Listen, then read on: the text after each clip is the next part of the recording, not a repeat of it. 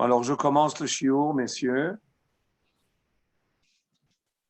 Et nous allons lire dans notre parashat Shoftim qui parlait mimmecha davar, la mishpat, ben dam le dam, ben din le din, ou ben nega la nega, divrei rivot bish'arecha, vekamta ve'alita, el hamakom, asher yivchar Adonai Elohecha bo, ובאת אל הכהנים הלוויים ואל השופט אשר יהיה בימים ההם ודרשת והגידו לך את דבר המשפט ועשית על פי הדבר אשר יגידו לך מן המקום ההוא אשר יבחר אדוני ושמרת לעשות ככל אשר יורוך על פי התורה אשר יורוך ועל המשפט אשר יאמרו לך תעשה לא תסור מן הדבר אשר יגידו לך ימין ושמאל.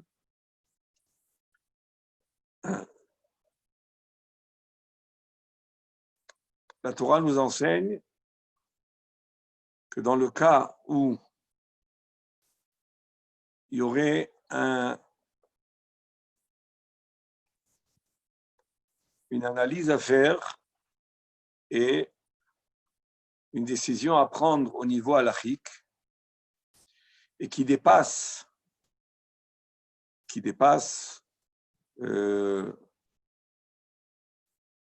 évidemment le peuple, qui dépasse au niveau du savoir de la chose, au niveau de la décision à prendre au niveau halachique. Si elle dépasse, ou dépasse même les rabbanim, et les rabbanim qui sont plus hauts, alors il y a une adresse. L'adresse à laquelle nous devons nous joindre, c'est, comme nous dit la Torah, le Kamta ve'alita el hamakom asher yivchar Hashem Elokecha bo, de monter à Yerushalayim, de monter au Beth Amikdash, de monter au Lishkat HaGazit, c'est-à-dire le Sanhedrin. Si on a une difficulté, qui palait mimcha, si on a une difficulté, parce que la chose nous échappe, nous dépasse au niveau de la compréhension et du savoir, alors, et il s'agit de mishpat, qui palait mimmecha d'avoir la mishpat, dans tout jugement à faire, ben dam les dames, que ça soit différencié, cerné, entre un sang tamé et un sang tahor. Donc vous savez que dans les ilchot nida et zava, le sang n'est pas toujours impur ou ne rend pas toujours la femme impure. Il y a des sangs, il y en a 5 d'après la Torah qui sont impurs. Donc il y a 5 couleurs rouges qui sont impures et il y aurait des couleurs rouges qui ne seraient pas impures. Et à l'époque des Rishonim, enfin quand je dirais des Kadmonim, jusqu'à l'époque des Amoraïm,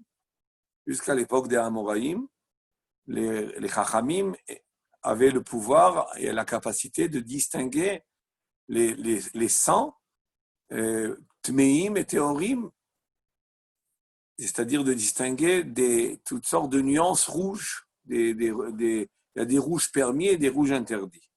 Et depuis l'époque des Amoraïm, les Chachamim, évidemment, ont cessé de distinguer les différents sangs, et tout ce qui est rouge, tout ce qui tend vers le rouge, tout ce qui est rose, tout ce qui tend vers le rouge, que ce soit dans le clair ou dans le foncé, on a la halakha est que misafek on interdit parce que plus personne se considère comme compétent de pouvoir distinguer ces couleurs. Mais Midim Torah, ce que faisait sûrement David Amelech et tous les Nevi'im et les Chachamim de l'époque du Tanakh et même jusqu'au Tanaïm, de pouvoir différencier entre Ben Dam, les dames, entre Dam Tamé et Dam Tahor. Aujourd'hui, ce qu'on différencie, ce n'est pas tout à fait Ben Dam, les dames, c'est Ben ce qui est dame, Ben ce qui n'est pas dame.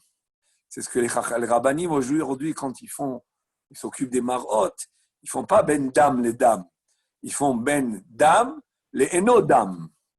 À l'époque des Chachamim, d'après le Din Torah, on distingue ben dam les dames. Il y a dam damé, tamé, dam taor. Ben din le din, c'est quoi ben din le din? Comme nous dit Rashi, ben din zakai le din hayab, c'est-à-dire que nous avons des situations, surtout dans les relations financières, entre les ben adam lachavero, nous avons des situations où on doit juger et le jugement consiste à décider qui est chayav, qui est zakai, qui est-ce qui doit et qui est-ce qui reçoit. Et ça aussi, des fois, il y a des doutes. Et quand il y aura des doutes, nous sommes invités à aller suivre la hiérarchie et aller au sommet de la pyramide, c'est-à-dire d'arriver au Beth Amikdash. Évidemment, ces psukim-là, en réalité, traitent essentiellement du din de Zaken Mamré, mais ce n'est pas notre sujet aujourd'hui à nous. J'explique simplement le pshat des psukim pour l'instant. Asben din le din, c'est-à-dire à différencier, c'est-à-dire à pouvoir trancher, qui est-ce qui est zakai, qui est-ce qui est donc quitte, et qui est-ce qui est chayav, qui est-ce qui doit de l'argent. Ou ben nega la nega, différencier entre un nega tsarat, c'est-à-dire la lèpre, une tache de lèpre qu'on découvrirait sur le corps, et de pouvoir différencier laquelle est tamée, laquelle est taor, parce que vous savez que pas toutes sont tamées, ça dépend de quel blanc. La lèpre, elle est blanche, et puis il faut aussi qu'il y ait des cheveux, qu'il y ait deux poils. Il y a beaucoup de conditions pour rendre impur. Donc, pour différencier entre nega la nega, des fois, on avait besoin de faire appel à une autorité plus haute qui se trouvait à Yerushalayim. Enfin, en tous les cas, le sommet, c'est d'arriver à Yerushalayim, au Beth Amikdash, au Sanhedrin, ou de transmettre le problème au Sanhedrin qui va trancher. Et on le voit même dans certaines Mishnayot, qu'il y avait des cas où les Chachamim nous ont transmis que le Sanhedrin a tranché des cas comme ça, intermédiaires, et on a donc des halachot qui viennent du Sanhedrin sur des cas qui étaient douteux. Divrei rivot bisharecha, le passage continue à nous dire, s'il y a des divrei rivot, c'est-à-dire qu'il y aura entre les Chachamim une machloket, comme nous dit Rashi, shiyu chachmei ha'ir cholkim badavar, ze metame ve ze metaer, ze mechayev ve ze mezake. Et donc, il y a une machloket entre les Chachamim. Même dans ces cas-là, qu'est-ce qu'on fait? On va à l'autorité supérieure qui va trancher entre les différents avis. Azé divrei rivot. Rivot, c'est-à-dire des disputes, des conflits. Divrei rivot, des conflits bisharecha qui auraient dans le pays, dans la ville. Vekamta ve'alita, et donc, comme on l'a dit, pour tous ces cas-là, ve'alita et la makom asher yifra Hashem Elokecha bo.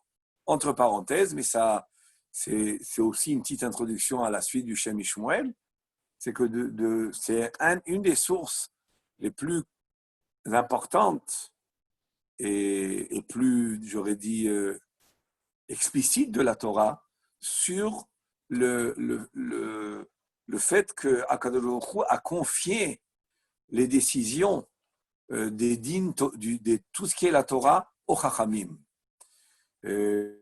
Malheureusement, Am Israël a souffert beaucoup de certaines sectes qui ont dérivé de chez nous, comme les Baïtoussim, les Tzdukim, les Karaïm, et les réformistes, etc. Ça, c'est plus tard, les réformistes.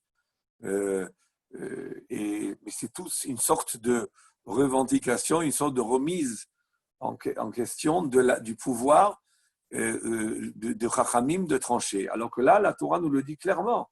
S'il y a un problème, il faut aller chez les Chachamim et eux, ils vont dire, et la Torah nous dit évidemment, Uvata el hakohanim el hashofet asher yeh bayamim hahem, du shofet, du juge qui aura à cette époque. Ça veut dire qu'on ne peut pas dire que oui, c'est vrai, mais il s'agit que des juges d'avant.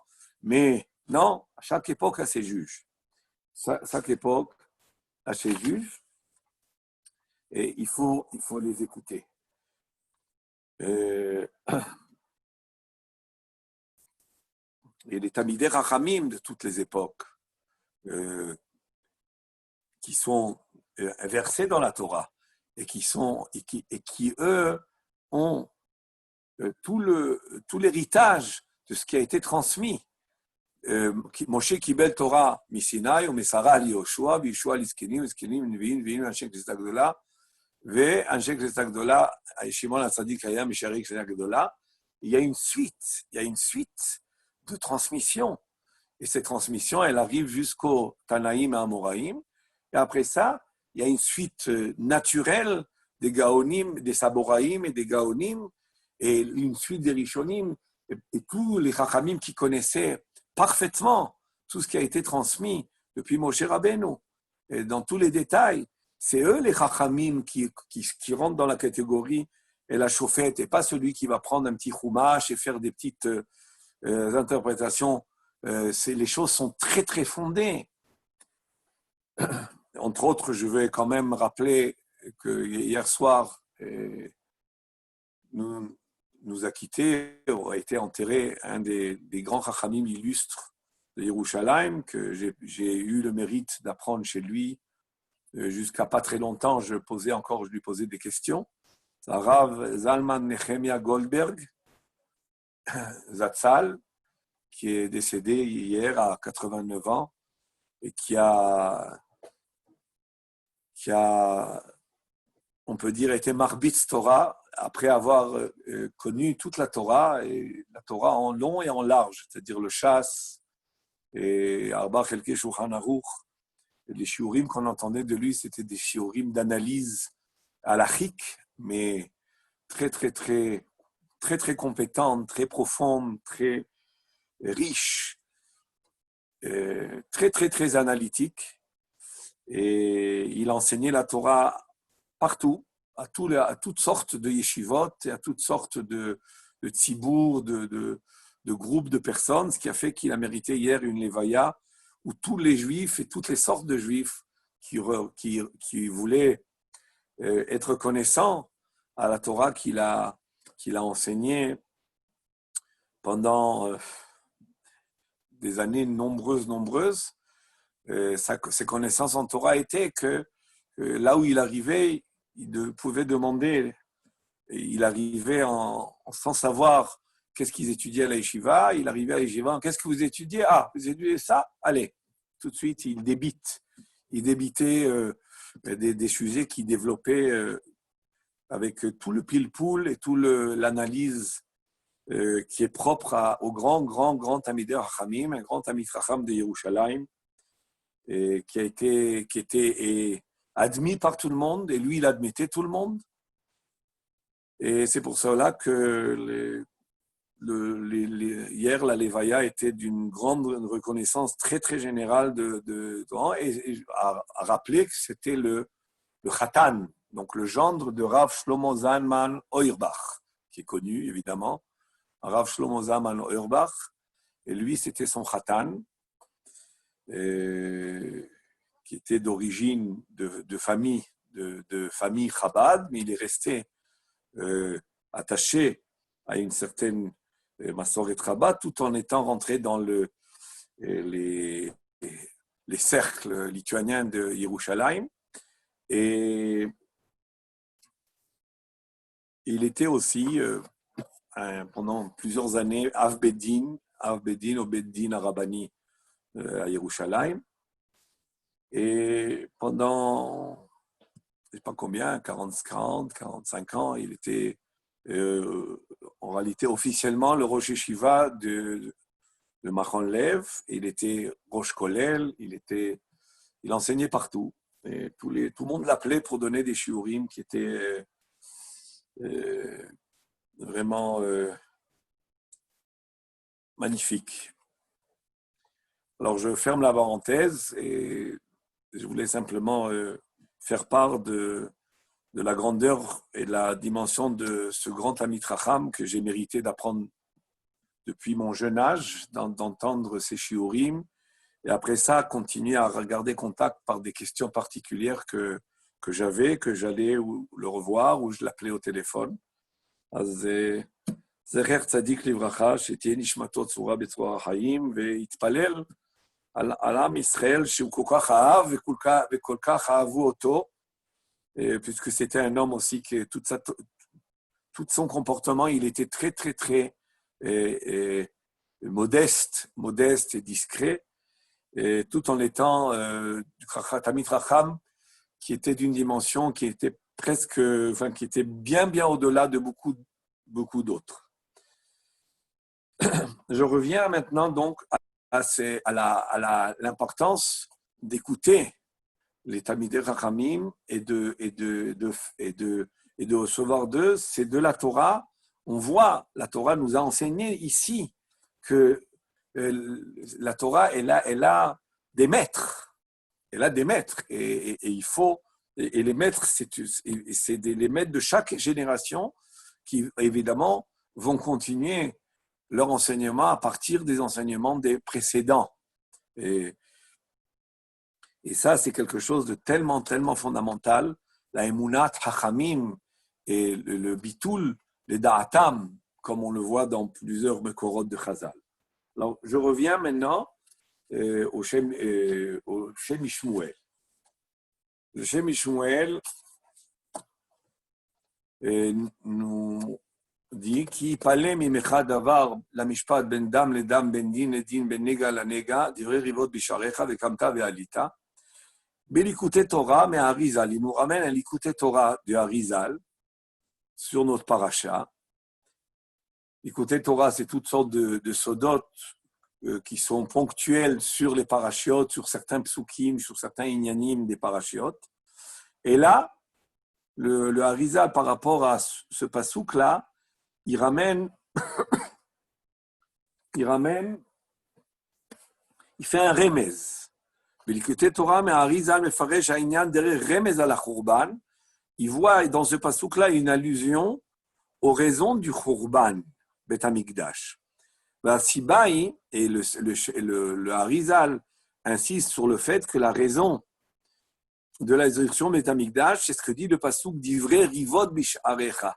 Les disputes, mais ce n'est pas dans le sens qu'on a expliqué à partir de Rashi, qu'on parle de disputes, de conflits et d'opposition au niveau de la halacha. Et là, on parle maintenant de vraies disputes entre les hommes, des discordes au niveau de Ben Adam Lachavero, divrei rivot bisharecha, she'eder shalom garam kolze. Qu'est-ce qui a entraîné le Khurban Bet Hamikdash? C'était le manque de shalom. Yuyan Sham. Voir là-bas. Et il est intéressant de voir là-bas. Parce que le Shem Shmuel n'a pas ramené ici tout ce que dit le Arizal dans Parashat Shoftim. Donc, c'est Rabbi Ilan, j'ai vu précédemment que tu avais là. Il nous a ramené le Likutei Torah du Arizal. Vous voyez qu'il parlait Mimcha Davar et Mishpat Ben Dam Nedam. Amrou Zal, les Chachamim nous ont enseigné, Bezohar Chadash, dans le Zohar Chadash ou le Midrashot. Donc, le Arizal ramène ici deux sources qu'il va mêler pour nous faire ce remez qu'il nous dit. À la pasouk Karou li zedim shichot, on a un pasouk dans Teilim qui dit, David Amen, on dit Karou li zedim shichot. Les méchants, les rachaïm, les ennemis, Karou li, ils ont creusé shichot, des fossés, pour me faire tomber. Asher lo ketoratecha, et c'est pas conforme à ta Torah, ou c'est pas comme ta Torah. Et ça veut dire quoi, Asher lo ketoratecha? Alors, dans le Pshat, on peut expliquer Asher lo ketoratecha, c'est que les ennemis vont faire du mal à Am Israël, pas en punition, mais en réalité, ils vont faire plus de mal que la punition impose. C'est-à-dire que si Am Israël, à cause de leur faute, devait être puni par les goïms par toutes sortes de souffrances, le le David Amelech et les Nevi'im vont nous faire comprendre que les Goïm ont profité, si on peut dire, entre guillemets, de la situation qu'ils étaient des shlichim, qu'ils étaient envoyés par Hachem pour réaliser les châtiments sur nous. Et c'est pas comme la Torah, c'est-à-dire c'est pas comme ce que la Torah voulait nous réprimander par rapport à ce qu'on a fait. Et c'est pour ça qu'à la fin des temps, les Goïm vont être punis. A priori, pourquoi ils vont être punis de nous avoir fait souffrir? Puisqu'ils étaient des envoyés de réaliser ces châtiments. C'est parce que, entre autres, il y a d'autres points, mais entre autres parce qu'ils ont été plus cruels que ce qu'ils devaient l'être. Alors, ça, c'est une des explications à Sherlock et Torah Terra. Ce n'est pas comme c'est écrit dans la Torah les punitions qui sont prévues. Mais le Midrash va interpréter ça différemment. À Sherlock et Torah Terra, ça veut dire qu'ils ont agi sur nous des choses qui ne sont pas conformes aux halachot de la Torah. Ça veut dire quoi? Alors, le Harizal, là, il nous ramène le Midrash. Je ne vais pas vous montrer le Midrash, malgré que je l'ai devant moi, mais je pense que ce n'est pas nécessaire parce que le Harizal, comme il fait un amalgame entre le Midrash Rabbah et le Zohar Hadash, donc il vaut mieux le lire dans le Hari, tel que c'est présenté. Chez Shalom Malaché Asharet la Kadosh Baruch Hu, les anges ont objecté à Kadosh Baruch Hu au moment du Khurban Bet Hamikdash. Ribono shel olam, katavta betoratecha. Qu'est-ce qui est écrit dans la Torah? Veshafach edamo v'chisaou be'afar. Quand on va faire la shrita d'une chaya ou d'un off, eh bien, la Torah nous oblige, nous ordonne de couvrir, de faire kisui dam avec la poussière, avec le sable, couvrir. Et par rapport au Khurban Bet Hamikdash, quand Am Israël, leur sang a coulé, le sang des Juifs a coulé, qu'est-ce qui est écrit? Shafru damam kamaim, ki dama betocha. Le sang a été versé, le sang des Juifs a été versé, a coulé, sans qu'il ait été couvert. Bon, c'est une revendication qu'il faut comprendre, mais ce n'est pas maintenant le moment de s'y attarder. Bon, mais c'est le mitzvah de Kisui Afar, c'est simplement sur le Off et Chaya, mais ce n'est pas sur la Behema. Et pourquoi? Alors, a priori, on est comparé plus aux oiseaux et aux Chayot qu'aux Behemot. Bon, ça, il faut l'expliquer, mais ce n'est pas important pour nous. Ce que les anges veulent dire à Kadosh, ce qu'on fait aux bêtes, c'est-à-dire aux Chaya et aux Off, quand on leur fait la shrita, au moins on couvre leur sang. Au moins, on couvre leur sang. Les Juifs n'ont pas mérité que quand leur sang a coulé, ils soient couverts. Alors ça, c'est ce que les anges, c'est la plainte des anges vis-à-vis d'Akadosh Baruch Hu. Deuxième chose, Katavta betoratra, qu'est-ce qui est écrit dans la Torah? Otov et beno lo tishratu biyom echad. Il est écrit dans la Torah qu'on n'a pas le droit de saigner, d'égorger un fils avec sa mère, en réalité. La halakha, c'est que sa mère. Le même jour. Et ici, par rapport au Khurban Bet Hamikdash, on a un passouk qui dit que les enfants, ils étaient nishratim. Et le passouk dans Midrash Echa, il nous dit Em al banim rutasha. C'est-à-dire que mère et fils, le même jour, ils ont été égorgés. Donc, ce n'est pas conforme à ta Torah. C'est ça le pshat du pasuk. Karuli zedim shihot asher lo ketoratecha. Les goyim sont venus, ils m'ont tendu des pièges, ils m'ont fait souffrir, ils ont fait tout, ils ont mis à l'action tous les châtiments, mais ils ne sont pas conduits quelque chose qui correspond à ta Torah. Au moins le sang doit être couvert. Au moins, s'ils doivent être les Juifs égorgés, pas une mère avec son fils le même jour. Et Katuv et Toratra, qu'est-ce qui est écrit dans la Torah? Betiva Kohen ou Pinou et Abayt, que le Kohen va ordonner que si jamais il y a un néga, c'est-à-dire une tache de lèpre dans une maison, et que le Kohen va venir ausculter, va venir regarder observer cette tâche-là pour décider si la maison elle est tméa. Et si jamais la maison elle est tméa, tous les ustensiles qui se trouvent dans la maison sont tméim. Ça, c'est le din qu'on écrit dans Parashat Metzora. Mais qu'est-ce qui est écrit? Pour éviter que les ustensiles soient tméim, la Torah dit qu'avant que le Kohen décrète que la maison elle est impure, il ordonnera le Kohen à faire sortir tous les ustensiles de la maison afin que la Touma de la maison ne va pas contaminer les ustensiles qui se trouvent dans la maison.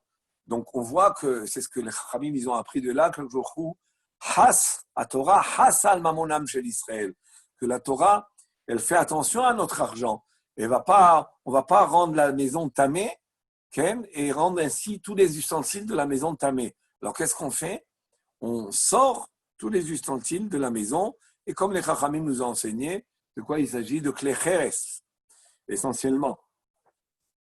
En tous les cas, de là on voit que même quand il y a on va venir souiller la maison ou on va décréter que la maison elle est impure, on doit faire attention à d'abord retirer avant qu'il soit le décret, avant la décision du Kohen, de sortir tous les ustensiles. Vekan, et là, les ennemis ont détruit ont brûlé le Beth Amikdash. Et tous les ustensiles, quand on dit tous, ce n'est pas tout à fait tous, mais je ne vais pas rentrer maintenant dans tous les détails. Dans tous les cas, beaucoup des ustensiles sont restés à l'intérieur. Et les anges disent, au moins on aurait, avant que si le Beth Amikdash soit détruit, au moins on aurait épargné les ustensiles. Amar le Akadosh Baruch Hu. Et qu'est-ce qu'il répond à aux anges? Amar lahem Akadosh Baruch Hu. Klum yesh shalom ba'olam. D'accord, j'entends tout ce que vous dites, toutes vos plaintes, toutes vos revendications, toutes vos objections. Klum yesh shalom ba'olam. Est-ce qu'il y a la paix dans le monde? Est-ce qu'il y a la paix entre les Juifs? Oin ve'en shalom. Puisqu'il n'y a pas la paix entre les Juifs, en klum, il n'y a rien. Donc, plus rien n'est important. Plus rien n'est important, que tout soit détruit, que le sang coule.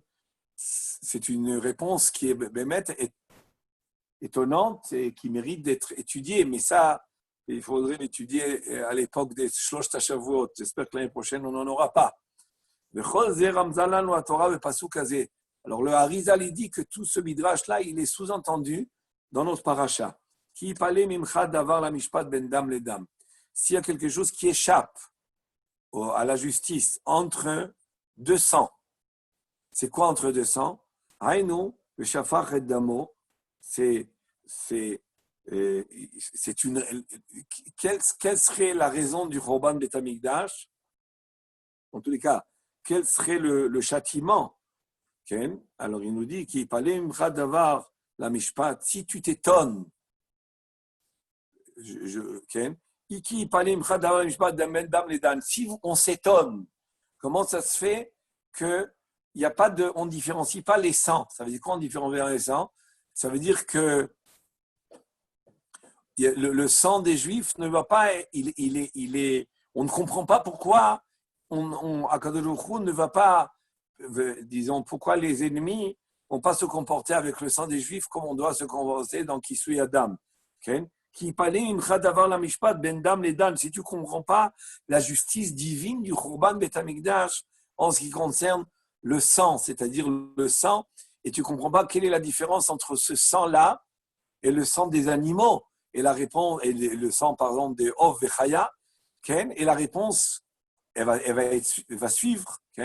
Alors, Aïnou Veshafar et Damo, ça c'est par rapport au Kisui Dam. Ben din le din, si tu ne comprends pas pourquoi il y a une différence entre deux halachot, entre deux dinim, et pourquoi on ne fait pas ici comme Otov et Beno, qu'on n'a pas le droit de faire la shrita le même jour. Ben din le din, ou ben nega le nega, et si tu comprends pourquoi on ne se comporte pas par rapport au Beth Amikdash, les ustensiles, d'épargner les ustensiles, en quoi c'est différent d'une maison qui est souillée, que la Torah nous a ordonné de sortir les ustensiles. Haïnu vetziva Kohen, et c'est ce qui est écrit, c'est-à-dire de se comporter au Beth Amikdash, on aurait pu mériter au moins que si le Beth Amikdash est détruit, que les ustensiles soient épargnés comparablement à ce que fait le Kohen avec la maison de lépreuse. Ve'atchouva le kolze, la réponse à tout cela, pourquoi non? Pourquoi les choses sont, elles laissent place à l'étonnement? Divrei rivot bisharecha, shaledé à merivot, qu'à cause des merivot, des machlokot, des conflits, des disputes, ve'eder shalom shebahem, et le manque de shalom, gorem le kolze, ça entraîne tout cela. C'est-à-dire que la réponse d'Akhdel, elle dit, vous étonnez pourquoi les lois de la Torah n'ont pas été respectées au moment du châtiment, comme on l'a expliqué. La réponse est que quand il n'y a pas de shalom, il n'y a rien. Ou messayem, c'est-à-dire quand il y a la haine gratuite, sinatrinam, ou messayem, et kamta valita makom. Et comment la Torah termine? Donc, qu'est-ce qu'il faut faire? Vekamta valita, ça veut dire que comment on va pouvoir réparer cela? Comment on va pouvoir réparer cela? Alors, la Torah nous donne le tikkun dans la paracha. Vekamta ve'alita ila makom, c'est de monter où? À Yerushalayim. J'allais dire Yerushalayim, ir shechobera la yardav. Yerushalayim, par essence et par excellence, c'est la ville du Chibour. C'est elle qui doit unir et réunir entre le ciel et la terre et entre les humains. Sheba neeset Knesset Israël chaverim. Ici, à Yerushalayim, Knesset Israël, c'est-à-dire la neshama de Am Israël, c'est-à-dire l'ensemble de Am Israël, l'ensemble des âmes d'Am Israël, c'est là où on devient un chaverim, c'est l'endroit où on doit être chaver. C'est l'endroit qui a été, disons, qui est disposé à l'union, vers l'aider à Torah, mais ça ne suffit pas d'être à Yerushalayim, parce qu'on peut être à Yerushalayim tout en continuant à faire attention à ce qui nous différencie. Alors, c'est quoi ce qui va nous réunir? Il y a Yerushalayim, qui est un endroit disposé à cela, qui est propice à ça, va l'aider à Torah, et avec la Torah, itachadou, itaver benehem shalom, le shalom reviendra. Pour en revenir entre parenthèses au Rav Zalman Nechemia Goldberg, une des choses qui était très très caractéristique chez lui à la Shalom, c'était qu'il n'y avait pas chez lui de notion de disputes et de machlokot et de toutes sortes même des conflits idéologiques dans le monde de la Torah. Il était au-dessus de tout cela. Il était investi dans la Torah, Yomam Valaila, étudier, enseigner et à tout le monde. Voilà. Il n'y a pas de conflit. Évidemment, tout ça dans la Torah, dans la Hirat Shamayim, la halacha, le dikduk halacha, la précision de la halacha, elle était évidemment ça. C'était lui. Donc, et certain qu'il ne s'agit pas de faire je ne parle pas de concessions avec la halacha. Je parle d'une halacha bien cernée et bien discernée mais sans tout ce qui avait une odeur de politique, ça rentrait pas chez lui. Alors, et c'est tout à fait caractéristique, ça devrait être caractéristique des Chachamim de Yerushalayim, puisque Yerushalayim, c'est Kair Shechobera la Yahdav. Alors, je continue maintenant dans le Shem Ishmuel qui nous a ramené ce Harizal, qui est intéressant. Le Harizal, il fait pas, c'est rare qu'il fait ça. En général, le Harizal, il rentre pratiquement tout de suite dans la dimension kabbalistique des choses. Mais voilà, il y a des cas exceptionnels où le Harizal veut voir dans un pasouk une dimension pas de sod, et plutôt de remez, mais qui est fondée sur un drash. Alors, je reviens au Shem Ishmuel maintenant. Le Shem Ishmuel va aller dans le sens du Hari, mais il va élargir les choses. Alors, il nous dit, Valpi darkozal, yesh lefaresh beofen acher. c'est-à-dire en allant dans la même direction du Harizal, mais différemment. Dine Amrouzal, qu'est-ce qui est écrit dans la Gemara? Yoma, Tet Amudbed, Migdash Rishon, Mipnei Macharev. Pourquoi le Beth Migdash premier a été détruit? Mipnei Shayubo Avodazra Gilui Rosh Fechut Damim. Et le Migdash Hasheni, pourquoi il a été détruit? Mipnei Macharev, Mipnei Macharav, Mipnei Sinat Chinam. Tout ça, on le sait. Vine Yidouim Divrei Maharal. On connaît les paroles du Maharal de Prague, d'Avodazara. C'est quoi Avodazara? L'Avodazara, ça touche quelle dimension de l'homme? Ikilkul Besechel. C'est une détérioration et une atteinte au sechel, c'est-à-dire à l'esprit, on va appeler ça. J'appelle ça l'esprit. Gan Eden, j'ai dit, c'est esprit entre l'intellect et le spirituel. D'accord? C'est quelque chose quelque part par là. Quand on dit sechel, c'est quelque chose comme cela. Gilou Arayot, c'est quoi? Kilkul Agouf, Kilkul Bagouf. On porte atteinte dans Gilou Arayot à quoi? À la sainteté du corps. Shfichut Damin, quand un homme, Chaz Shalom, il tue, à quoi il porte atteinte? À son nefesh. C'est-à-dire quoi le nefesh? C'est la vitalité de l'homme, les tendances de l'homme. La vitalité, c'est-à-dire qu'un homme, il est divisé en trois. Il a de haut en bas, le sechel, le nefesh et le gouf. Donc, cette division, on la comprend. Parce que quand un homme il tue, en réalité, il fait couler le sang de son prochain. Et donc, ça va porter atteinte. Tu as porté atteinte à la vitalité du prochain. Donc, ta vitalité à toi, elle est mal orientée. Donc, elle va être détériorée, elle va être affectée. והיינו מצד עירוב טוב ורע, והיינו מצד עירוב טוב ורע, הם בגוף, הם בנפש, הם בשכל, נמשכו אחר ג' העבירות אלו. Il explique que les avérotes du premier Beth Amikdash, Gilui Arayot, Shfichut Damim, Avodah Zara, c'est-à-dire que donc au premier Beth Amikdash, ils ont porté atteinte à toutes les dimensions de l'homme. Okay? Et ça veut dire quoi? Ça veut dire que le mal était mêlé dans les trois dimensions. Le mal était mêlé à l'esprit, le mal était mêlé au nefesh, c'est-à-dire à l'âme, mais je préfère traduire par la vitalité de l'homme, et vitalité et tendance, et il était mêlé au corps. C'est-à-dire qu'avec ces fautes-là sont révélatrices ou entraînées. C'est les deux, ça va dans le même, ça va tous les deux. Les deux sont vrais. C'est-à-dire que ces trois fautes étaient révélatrices d'un mal qui était mêlé dans les trois dimensions. Et en fautant, ils renforçaient le mal dans ces trois dimensions. Et c'est ce que le pasouk de notre paracha, il fait allusion. C'est à cela qu'il fait allusion.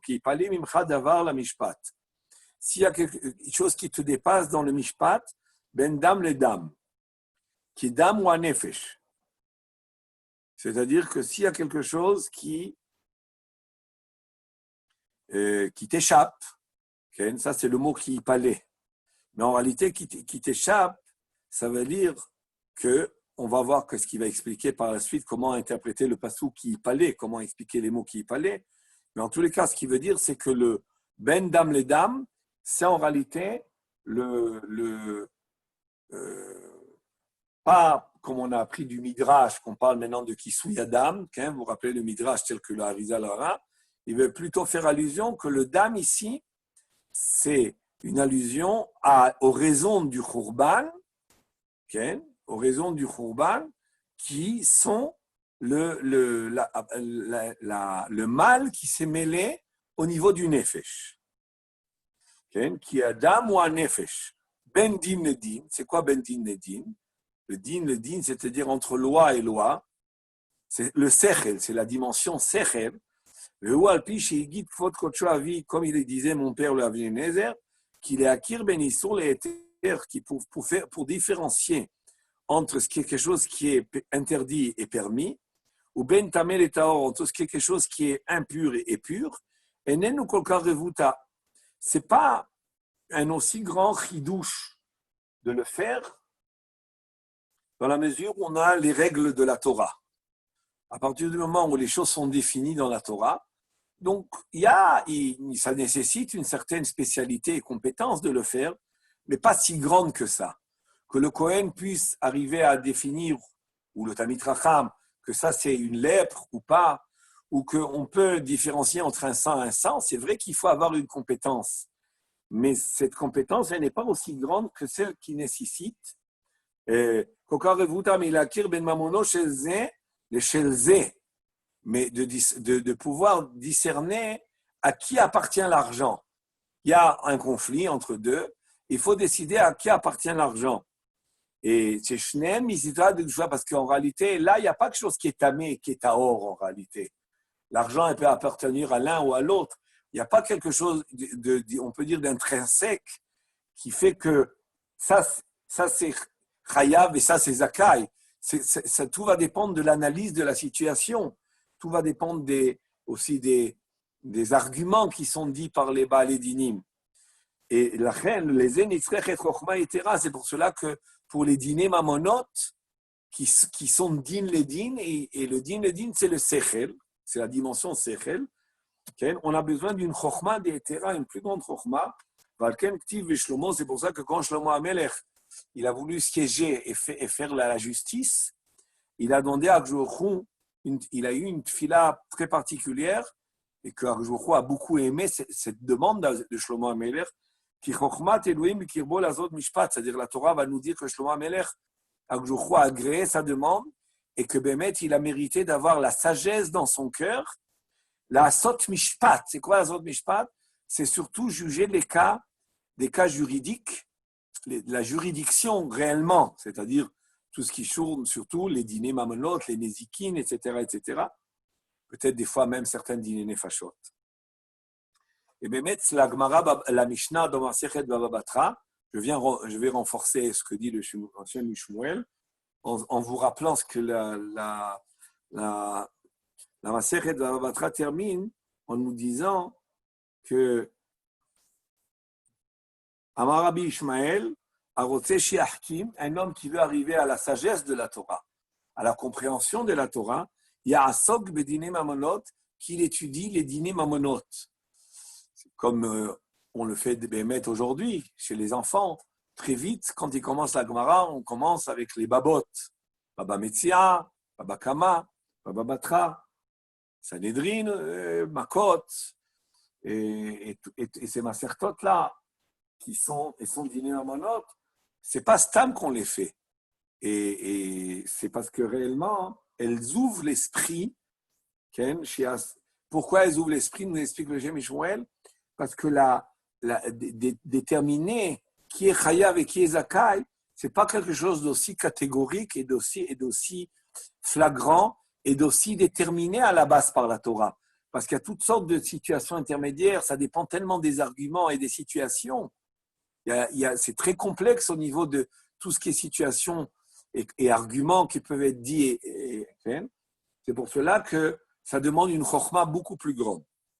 Entre parenthèses, le Rav Zalman Nechemia Goldberg, on peut dire qu'une compétence très, très, très particulière de Dinim Mamonot, de Choshen Mishpat qu'il avait, il était un grand mumché dans les commentaires de Rabbi Akiva Iger, de Ksot HaChoshen, de Netivot HaMishpat. Ça, c'est connu. Donc, c'était aussi une des particularités de la grandeur de ce Talmid Chacham et Zatzal. Et maintenant, je continue le Shem Shmuel.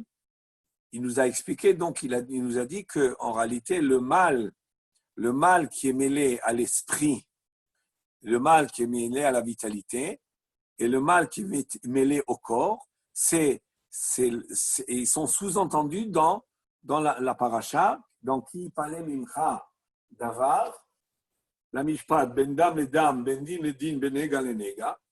C'est-à-dire que quand tu voudras savoir pourquoi le Beth Amikdash a été détruit, tu veux comprendre pourquoi le Beth Amikdash a été détruit, ben sache qu'ils ont mêlé le mal, le mal s'est mêlé à ces trois dimensions. Ben Dam le Dam, c'est-à-dire qu'il y a eu shfichut damim, c'est pour ça que leur vitalité elle-même, elle était détériorée. Il y a eu avodah zara, donc ça a détérioré l'esprit. Et il y a eu aussi shfichut damim, ça a détérioré le Gilui Arayot. il y a eu aussi ben nega le nega, ça a détérioré le corps. Le nega, c'est le nega tsarat, c'est le corps. Ben nega le nega ou begouf. Je continue. Chez nega tamé ou kilkou la gouf. Parce que nega tamé, donc une lèpre qui est tméa, c'est quoi? C'est une atteinte qui est portée au corps, c'est un défaut du corps, c'est une souillure du corps.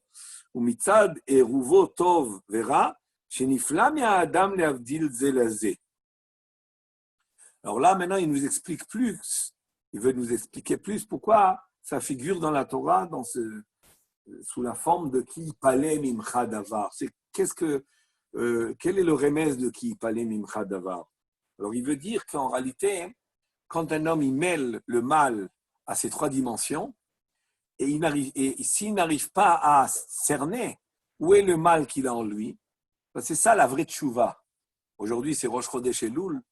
La vraie tchouva, comme nous dit le Baal Achavot Alvavot dans son introduction, c'est de se connaître et de cerner en nous quelles sont les frontières du bien et du mal. Et quand on arrive à cerner, voilà, c'est ça qui est mal chez moi, alors je peux travailler là-dessus, mais quand le mal il est mêlé et sans arriver à à déterminer les limites, à ce moment-là, chas v'shalom, c'est ça qui peut entraîner le chorban. C'est ce qu'il nous dit, ou mitzad eruv tov vera sheniflan adam leavdil ben ze leze. Gorem lipol beshachat shalosh averot elu, il en arrivera. C'est-à-dire que quand un homme il a du mal mêlé à son sechel, il a un sechel qui remet en question la émouna d'Hachem. Il a quelque chose comme ça, c'est mêlé. Hein? Il croit en Hachem, il y a quelque part dans son sechel une place à un manque de émouna b'Hachem, un manque de émouna b'chachamim, un manque des problèmes. Et à ce moment-là, si un homme ne se soigne pas de ça, il arrivera à avodah zara. Ainsi, avec le Gilui Arayot, si un homme il fait pas encore Gilui Arayot, mais il a des mauvaises tendances. Il a des mauvaises tendances au niveau de son corps. Eh ben, ça risque, s'il va pas travailler, il va pas arriver à guérir, il risque d'arriver à Gilui Arayot. C'est ça le ki palem imcha davar. Ça veut dire quoi ki palem? Nous dit Shenifla Adam leavdil. Si tu arrives à une situation où tu restes sans bémet cerné, tu restes en état d'inconnu. Et la Torah ne te permet pas de rester dans l'inconnu. Ki palem imcha, qu'est-ce que tu dois faire? Tu dois monter à Yerushalayim, ne reste pas dans le brouillard, ne reste pas dans l'inconnu. Tu dois te cerner. Où est le mal? Aussi bien au niveau de l'esprit qu'au niveau des tendances corporelles, des passions, etc.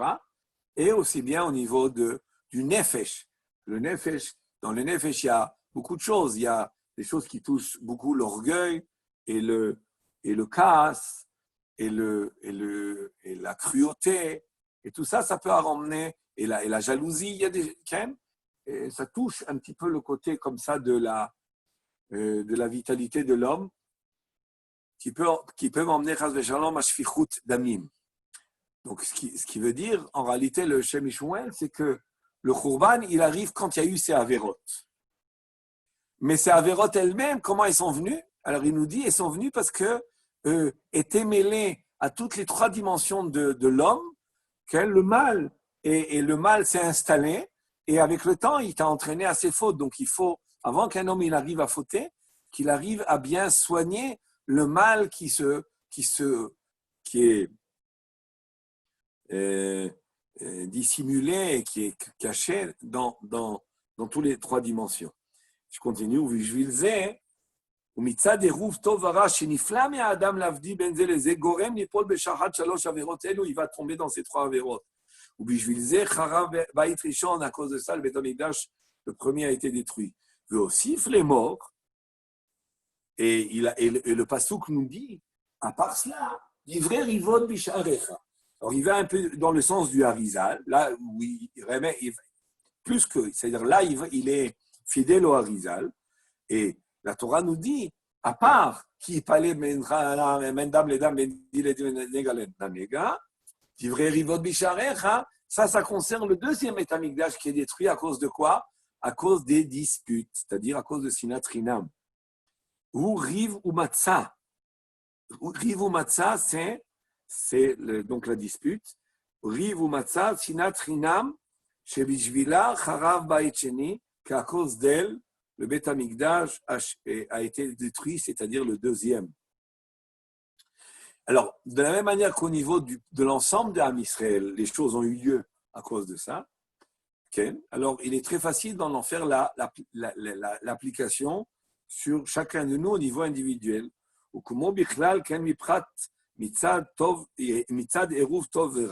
C'est-à-dire que chacun individuellement, le mélange du bien et du mal, que le sechel va s'obscurcir à cause du mal qui est dans le sechel.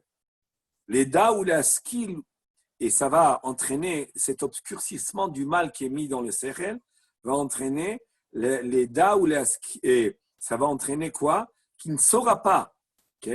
Nershach meor sechel les da, pour savoir, ou les skill, et pour comprendre, les hachit et tzod benafsho, et même, il n'a même pas la capacité de pouvoir se donner à lui-même des bons conseils, ou les anig et beto, et de diriger sa maison, les bal imadou karsoulem, pour éviter qu'il trébuche. Et ça, c'est au niveau du sechel, et au niveau évidemment du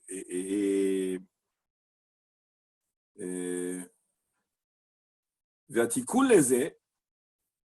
Bon, maintenant à préciser aussi que obscurcir l'esprit, un des grands problèmes que les Chachamim nous ont prévenus, c'est d'étudier des livres qui s'appellent Chochmot Chitzoniot.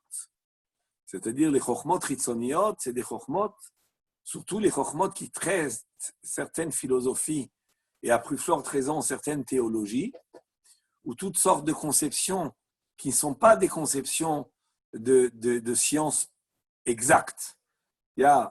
C'est comme ça que je définis les choses. Il y a les sciences exactes. Les sciences exactes, c'est savoir lire les tofaot, c'est-à-dire connaître les faits de la nature, connaître les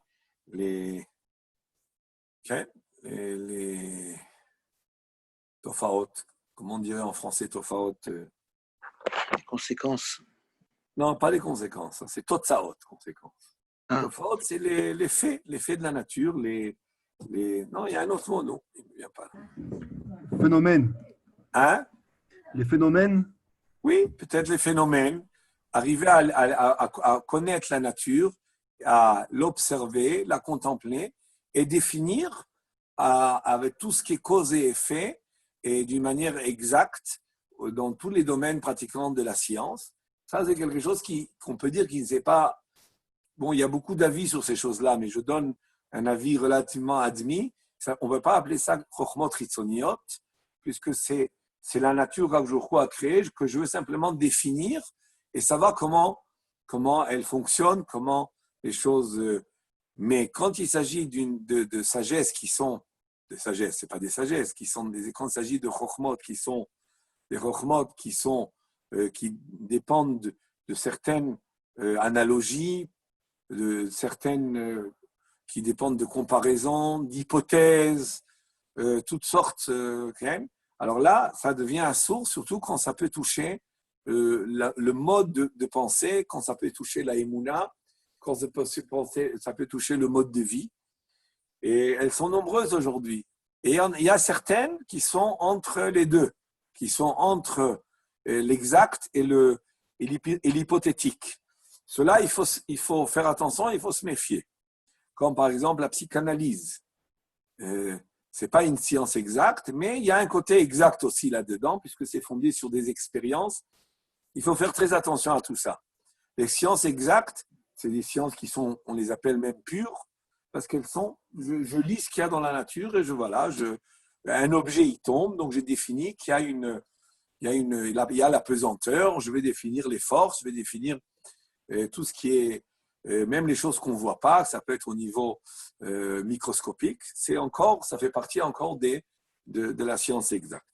Alors, mais ce que je veux dire par là, c'est que obscurcir l'esprit qui peut entraîner Chas v'Shalom à Avodah Zara, c'est quand un homme est livré à lire et à étudier et à entendre des chokhmot chitzoniot qui sont en réalité des pensées humaines, qui sont des pensées d'une certaine logique. Il y a toutes sortes de logiques. Et la logique, on peut la tourner dans tous les sens. Tout peut être logique. Même l'anarchie, on peut prouver que c'est logique. Mais il y a beaucoup de conceptions. Toutes ces conceptions-là, elles sont dangereuses. Elles peuvent emmener Chas v'Shalom l'homme à la kfira, à la pikorsout, comme l'histoire l'a prouvé. Donc, un homme qui veut rester avec un esprit pur et propre doit s'éloigner de toute étude qui fait rentrer on peut dire des philosophies et des théories qui sont chitzoniotes pour pouvoir avoir un esprit qui est pur et qui, chas v'shalom, ne va pas être embrouillé et en arriver à bifurquer et à déraper dans toutes sortes de directions, comme ça arrive jusqu'aujourd'hui, malheureusement. Et des fois, ça arrive des fois avec beaucoup d'ignorance. C'est-à-dire que ceux qui n'ont pas étudié la Torah, et a bien étudié la Torah d'une manière fondamentale et profonde, et ils sont très vite attirés par toutes sortes de petites théories à la noix de par-ci, par-là. Et ils sont très, très attirés, ils sont éblouis, ça brille. Et tout ça parce qu'ils ont d'abord un grand manque de Torah. Et malheureusement, quand la Torah reste qu'à un niveau chitri, c'est-à-dire un niveau superficiel, alors l'homme est très vite, très facilement, peut être séduit par toutes sortes de choses. Mais quand un homme il est bien fondé dans sa Torah, déjà il a une grande protection. Mais malgré tout, même si ces problèmes, nous disent les Chachamim, quand est-ce qu'un homme peut étudier Chokhma Yevanit, étudier la science grecque? Quand? Ni Bayom, ni Balayla, puisque c'est écrit par rapport à la Torah, la Gita Boyom Balayla. Et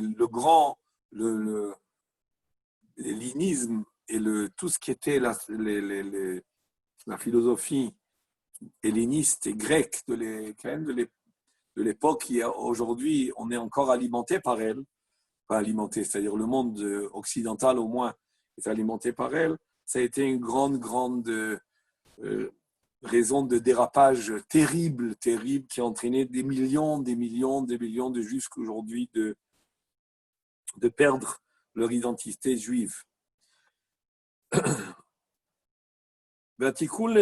Alors, comment on répare ou comment on évite tout ça? Nous dit le Shem Ishmuel, il faut monter à Yerushalayim, il faut monter au Beth Amikdash.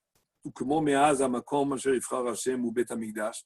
Et comme c'était, et ça sera bientôt, Bezrat Hashem, l'endroit où on peut recevoir la guérison à ce problème, ou même avoir un soin préventif à cela, c'est le Beth Amikdash. Et quand il n'y a pas de Beth Amikdash, Ken Begalut en al-Jbouchou ba'olamo el arba'amot shel halakha. Akadosh n'a dans ce monde, après le Korban Beth Amikdash, que arba'amot shel halakha. Et pourquoi c'est comme ça? Parce que le Beth Amikdash, c'est là où la Torah descend dans le monde, qui mission Tetze Torah ou Dvar Hashem Yerushalayim. Où se trouvait le Sanhedrin? Le Sanhedrin, il se trouve à côté du Mizbeach. La Lishkat Hagazit est dans les environs du Mizbeach au Beth Amikdash. Ça veut dire quoi? Ça veut dire que le Beth Amikdash, ce n'est pas un endroit de culte uniquement. J'aime pas trop ce mot, mais c'est le mot qu'on emploie. C'est pas simplement un endroit où on apporte des corbanotes et on fait un service divin. C'est l'endroit où siège le Sanhédrin. Ça veut dire quoi, siège le Sanhédrin? Ça veut dire que la juridiction de la Torah, c'est de là-bas c'est de là-bas qu'elle sort, c'est de là-bas qu'elle vient, c'est de là qu'elle vient. C'est de là qu'elle vient. C'est ça son origine. Ki mitzion tetzeh Torah udvar Hashem Yerushalayim. Et donc, quand il n'y a pas de Beth Amikdash, la halacha, elle reste encore le Beth Amikdash, puisque c'était on peut dire, le centre du Beth Amikdash, puisque même le Kodesh HaKodeshim, qu'est-ce que nous avons au Kodesh HaKodeshim? Les Luchot Abrit, les deuxièmes et les premières détruits, et Sefer Torah. Donc, c'est quoi le centre du Beth Amikdash? C'est la Torah. La Torah chez Birtav, derrière la Parochet, et la Torah chez Béalpé, devant la Parochet, c'est-à-dire le Lishkat Hagazit, qui est le Sanhédrin. C'est-à-dire cette idée, quand on espère le Beth Amikdash, des fois on rêve, on voit des fumées de korbanot qui montent là, on dessine des fois des petits tableaux avec la fumée de korbanot. Il faudrait aussi arriver à exprimer dans ces dessins-là du Beth Amikdash la Torah, la halacha. Le savoir-vivre, il doit venir du Beth Amikdash. Qu'est-ce qui est permis, qu'est-ce qui est interdit, qu'est-ce qui est pur, qu'est-ce qui est impur. C'est d'abord que ça vient, c'est la paracha. Et quand il n'y a pas le Beth Amikdash, Baruch Hashem, aujourd'hui on est en Eretz Israël, Baruch Hashem, on est à Yerushalayim, Baruch Hashem, on peut rentrer même jusqu'au Kotel, on peut rentrer dans toute la vieille ville. Du point de vue de l'endroit, on se rapproche. On attend le hockey du ciel pour pouvoir rentrer au Harabait sans avoir de problème de carrette, sans avoir le problème de... on a besoin de la para Adouma aussi. Mais l'essentiel finalement, je rentre, qu'est-ce que je vais voir là-bas? Je vois ça quelque chose de tellement immense, c'est le Beth Amikdash, le Harabait, aujourd'hui on est derrière le côté en se disant on aimerait bien être devant, hein? Et qu'est-ce que tu veux voir là-bas? Il y a autre chose là-bas, l'Ishkat Hagazit, il y a le Sanhédrin, il y a là-bas, il y a des Chachamim qui siégeaient là-bas qui étaient des anges.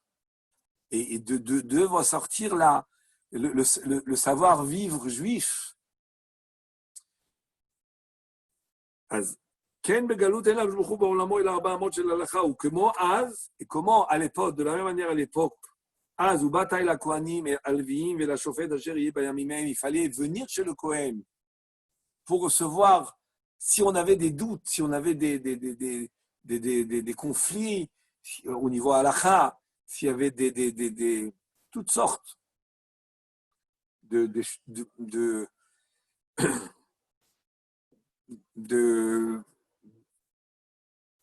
manque de connaissance, pas du manque de connaissance, mais en tout cas des choses qui échappaient les Chachamim. Qu'est-ce qu'ils devaient faire? Ils devaient monter plus haut et aller à la source de la Torah. Il faut remonter plus haut à la source de la Torah quand on en a besoin. Quand on n'en a pas besoin, la Torah, on peut l'enseigner là où on est. Mais si on a des doutes, il faut rejoindre la source de la Torah qui se trouve au Beth Amikdash. Quel les Dorot? Ainsi, à toutes les générations, Chachmei Israël ou Gdolei Israël, Nos'e Degel la Torah, les Chachamim Israël, les grands d'Israël, qui portent le drapeau de la Torah. C'est-à-dire que eux, ils ont c'est quoi porter un drapeau? C'est être identifié à ce que ce drapeau représente. Ça représente quoi? Le drapeau de la Torah, ça représente la Torah que ces Chachamim-là, ils connaissent. Parce qu'avoir un drapeau de Torah, sans connaître la Torah, ce n'est pas une vraie identification. Ils sont nosés de la Torah, ils portent la Torah. Et levatel da'ato, comme on le voit après ça, levatel da'ato ou le da'at Torah, annuler ta logique à la logique de la Torah qui est révélée par ces Chachamim. Et tu devras faire comme ils te disent. Et comme on a dit au début du shiur, La Torah, c'est une Torah, elle a été donnée Birtav, elle a été donnée Béalpé. La Torah chez Béalpé, c'est Moshe qui belle Torah Misinaï, mais Sarah le Yoshua, Yoshua Kenin, Kenin, Vin, Vin, Hachek les Agdola. Shimon Hatzadik, Kaim Sharik les Agdola. C'est passé aux Zougot, c'est passé à tous les Zougot, jusqu'à ce que c'est arrivé aux Tanaïm, les premiers Tanaïm, les deuxièmes Tanaïm. Après ça, Rabbi Yehuda Anassi a compilé la Mishnah et les Braïtot sont restés dehors. Tout ça, c'est un héritage de Torah Béalpé Misinaï qui est transmis. Ceux qui connaissent tout ça, pas seulement de les savoir telles qu'elles sont transmises, mais de savoir quel est le sens de chaque chose. Et c'est eux qui vont dicter. C'est eux qui vont dicter. C'est eux qui vont être l'autorité. Et ça va évidemment jusqu'au Rishonim, ça passe par le Rambam et ça passe par le Shulchan Aruch.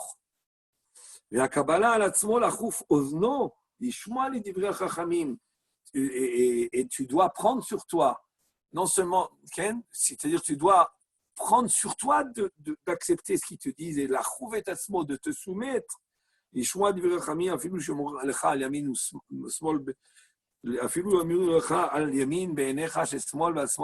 C'est-à-dire même s'ils te disent que ce qui te paraît gauche, c'est droite, tout ce qui paraît droite, c'est gauche. Bon, il y a beaucoup d'explications de ça, ce qu'il dit Rashi. Mais le Shem Shmuel ici, il va tout simplement te dire qu'il y a des choses qui nous paraissent à droite et en réalité, le Chacham vient te dire, ben non, c'est à gauche. Et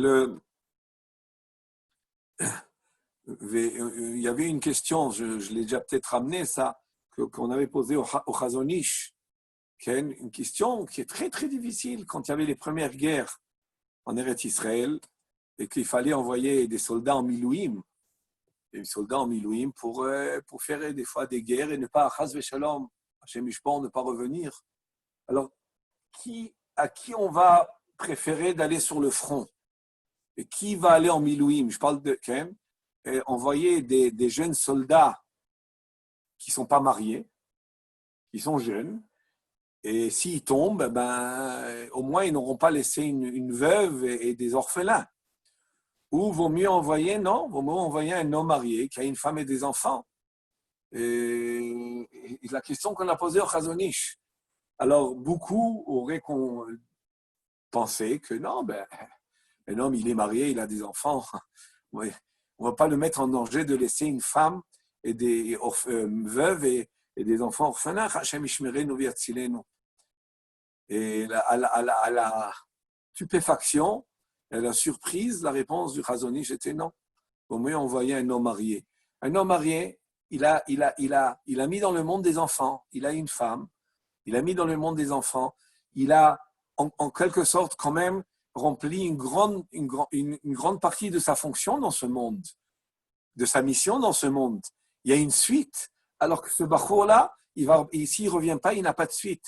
Alors, c'est là pour voir des fois comment le Da'at Torah, ce n'est pas toujours dans notre logique. La petite logique, des fois, qui est une logique, j'aurais dit, qui a un côté de miséricorde mal placé, peut-être, pas miséricorde, mais de Rachmanout, c'est-à-dire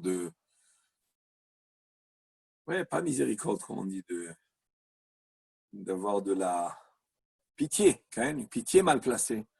Une pitié mal placée. Et là, pour montrer, je donne un petit exemple, comme quoi, des fois, ce qui nous paraît être à droite, en réalité, c'est à gauche. Et quand c'est à gauche, et le Rav Mashash ramène, je crois dans le Pirkei Avot, il est écrit quelque part, Rabbi Shalom Mashash, Alav Shalom, il dit que quand il était assis au Beddin, il explique à la Mishnah dans le Pirkei Avot, et vous metunim badin. C'est quoi vous metunim badin? Quand vous faites le din, prenez votre temps de bien réfléchir. Bien réfléchir, bien analyser la chose. Il ne faut pas que ça soit fait comme ça à la rapide. Dire, ce fils-là, il ressemble à un autre, je le connais, j'ai déjà des protocoles tout faits, ta. Non! Chaque dîme qui vient devant toi, tu dois prendre ton temps de bien y réfléchir, l'analyser, décortiquer. Et le Rav Mashash, il dit qu'avec son expérience à lui, combien de fois, à la première approche du din, à la première approche, il pensait que c'était comme ça. Et s'il était resté avec sa première approche, eh ben, il aurait tranché, pas comme il a compris plus tard, après avoir réfléchi, bien réfléchi, tourné la chose. C'est-à-dire, au début, c'était évident pour lui, c'est comme ça. Mais c'est écrit dans Pirkei Avot et vous metunim badim. Donc, il respectait Pirkei Avot, il prenait le temps et à la fin, finalement, il arrivait à une autre conclusion. Ça veut dire que il faut avoir des connaissances en Torah, il faut avoir développé aussi une logique talmudique et halachique que les Chachamim, avec l'expérience, ont développé. Il y a une manière de raisonner qui se fait aussi, à part les connaissances de la Torah. Et c'est pour cela que la Torah nous enseigne dans cette paracha que quand on te dit les Chachamim, ce qu'ils te disent à droite, même si ce qu'il te dit à droite, ça te paraît à gauche ou l'inverse, tu fais comme il te dit. Bon, je ne vais pas rester maintenant dans... Il y a d'autres explications que Chazal ont dit là-dessus, mais on reste maintenant à ce niveau-là. Ze'atzmo ou gira bene de sitna. Maintenant, le fait, dit le Shem Ishmuel, que tu t'inclines, que tu te soumets, que tu acceptes l'autorité des Chachamim, qui sont une suite du Sinaï. Les Chachamim sont les Ma'atikeh Hashemoa. C'est quoi Ma'atikeh Hashemoa? C'est eux qui copient. C'est-à-dire qu'ils recopient la Torah de génération en génération. Ils écrivent. Quand je dis écrit, c'est une manière de parler. C'est-à-dire, ça veut dire qu'il y a une suite. Et pas tous les Chachamim peuvent être une suite. C'est des Chachamim qui sont des géants, ils ont une connaissance de la Torah parfaite. C'est pas quelque chose d'évident. C'est pas quelque chose que puis un homme. Je pense que tous les Chaverim ici, ceux qui étudient un peu, ceux qui font de la Fiomi ou qui étudient par-ci par-là, ils peuvent s'imaginer qu'est-ce que c'est un Chacham qui connaît tout le chasse en long et en large, et en plus le Rambam, et en plus le Shulchan Aruch avec tous les commentaires, et des fois certains, d'autres que vous connaissez aussi, qui sont en tous les cas Aleim Shalom, et peut-être qu'il y en a encore, il y en a sûrement aujourd'hui, qui connaissent aussi les Shelot ou Tshuvot Yachar Ve'afour. Donc il faut avoir un minimum de respect à la Torah pour de savoir que la Torah c'est une science immense et qu'il y a des Chachamim illustres qui l'ont. À part la Hirat Shamayim qu'ils sont obligés d'avoir, parce qu'un Chacham qui n'a pas la Hirat Shamayim, alors même s'il a de la Torah, c'est pas suffisant. C'est même des fois une grande lacune. Mais avec la Hirat Shamayim, avec la connaissance de la Torah, avec le désir aussi sincère de diriger le peuple pour perpétuer la Torah jusqu'à la fin des générations. Quand un homme veut à la Emunat Chachamim, il se soumet à ça. Et en se soumettant à ça, qu'est-ce qu'il nous dit le Shem Ishmuel? Ve'atzmo ou gira be'ena de sitna. Ça va être une flèche dans l'œil du Satan. Pourquoi? Parce que non seulement je crois en la Torah de Béalpé, mais le fait d'annuler ma logique à la logique des Chachamim, ça perturbe le Satan.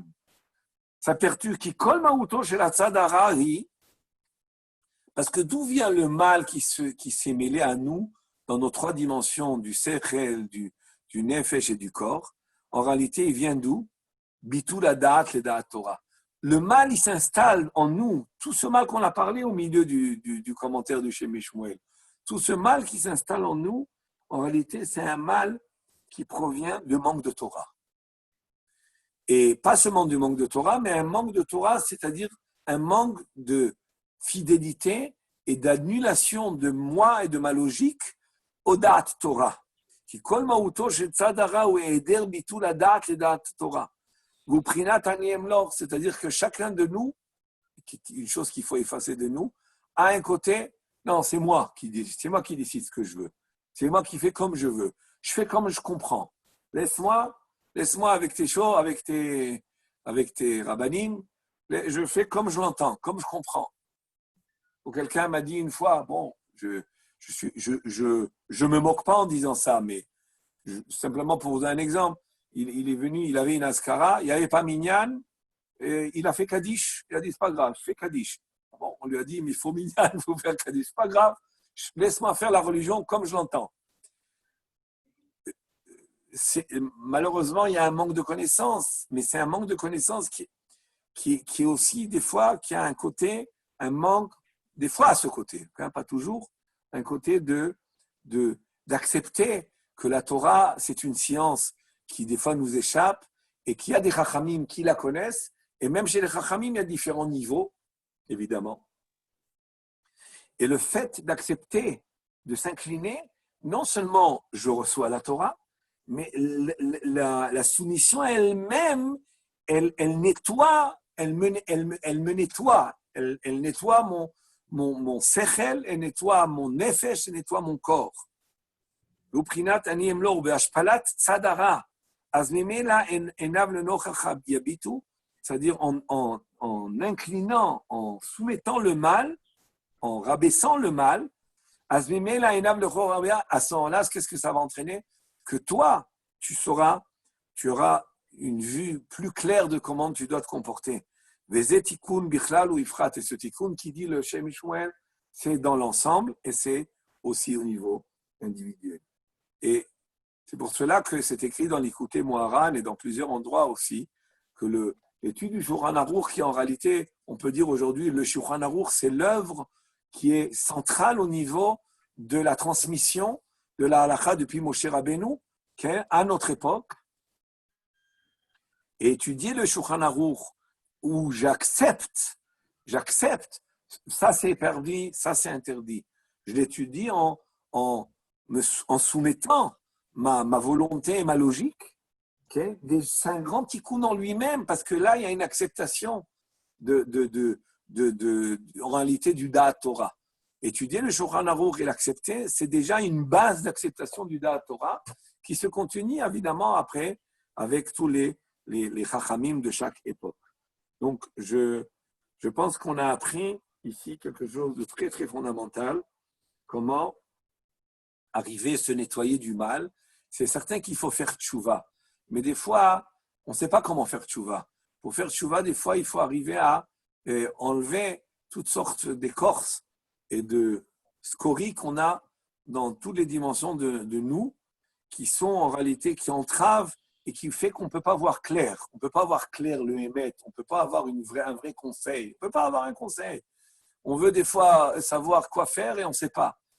Parce qu'il faut arriver à astiquer, à bien astiquer notre nefesh, notre sechel et notre corps, et ainsi, Bezrat Hashem, mériter de réparer les raisons du Chorban Beit HaMikdash et de mériter de retrouver l'endroit où on verra les Chachamim, Tabur Agan Asar, Na'al Yahsar Amazeg. Sur ça, le Shir HaShirim qui dit ce pasouk-là, en réalité, parle du Sanhedrin qu'on demande Al Yahsar Amazeg. C'est quoi? Al Yahsar Amazeg, qu'on va dire dans les Slichot à partir de dimanche, merci Hachem, l'Ineder, c'est qu'on veut qu'il ne manque pas le Sanhedrin, qu'ils, eux, vont faire l'équilibre de tout ce qu'on leur a besoin d'être dirigé dans la vie, et ils vont dicter le mode de vie qu'il faut. Shabbat Shalom, Chodesh Tov.